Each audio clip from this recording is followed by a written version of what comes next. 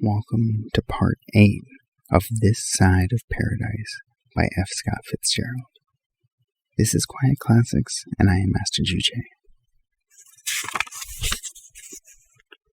Incident of the Wonderful Girl. There was a bright star in February.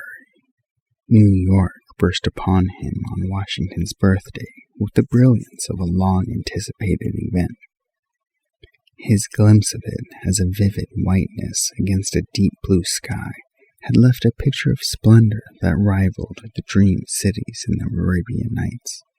But this time he saw it by electric light, and romance gleamed from the chariot race sign on Broadway, and from the women's eyes at the Astor, where he and young Pasker from St. Regis's had dinner.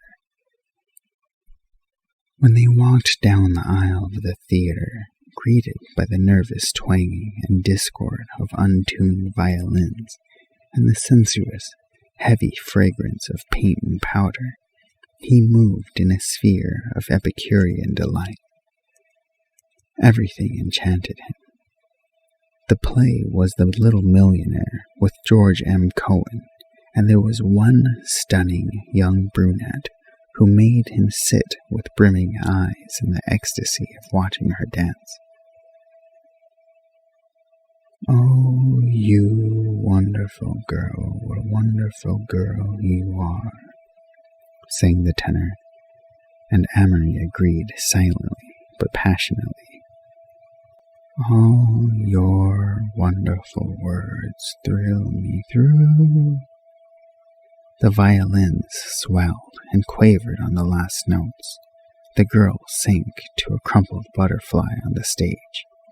A great burst of clapping filled the house.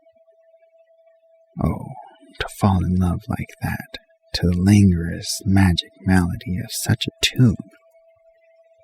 The last scene was laid on a roof garden, and the cellos sighed from the musical moon, while light adventure and facile froth-like comedy flitted back and forth in the calcium.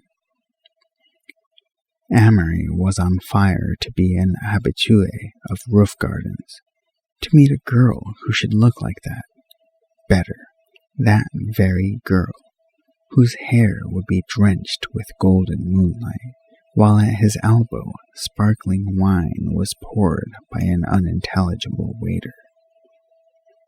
When the curtain fell for the last time, he gave such a long sigh that the people in front of him twisted around and stared, and said aloud enough for him to hear, "What a remarkable-looking boy!"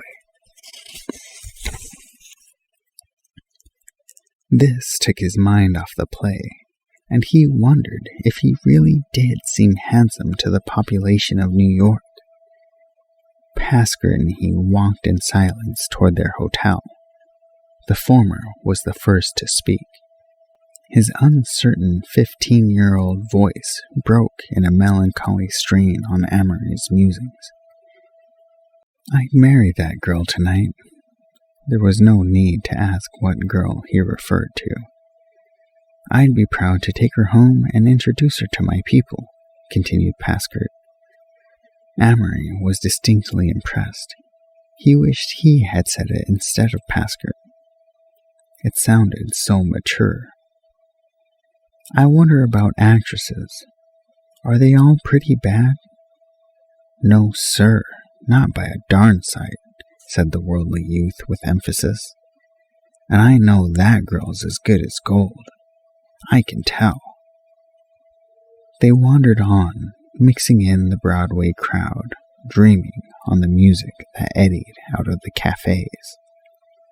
New faces flashed on and off like myriad lights, pale or rouged faces, tired yet sustained by a weary excitement.